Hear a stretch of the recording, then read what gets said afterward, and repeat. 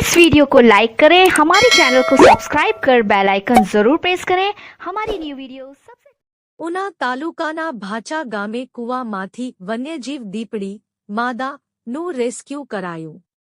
Sarvajiv one પર્યાવરણ સેવા trust અને ફોરેસ્ટ વિભાગના અધિકારીઓની જાગૃતતાના લીધે વન્યજીવ દીપડી માદાને સહી સલામત રેસ્ક્યુ કરી એનિમલ કેર સેન્ટરમાં સારવાર હેઠળ રખાયું।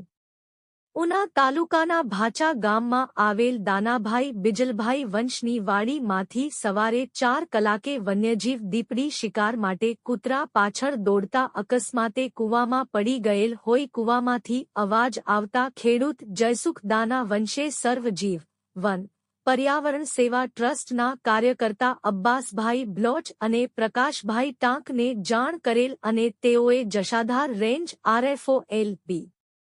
ભરવાડ રેન્જ ફોરેસ્ટર વી.આર.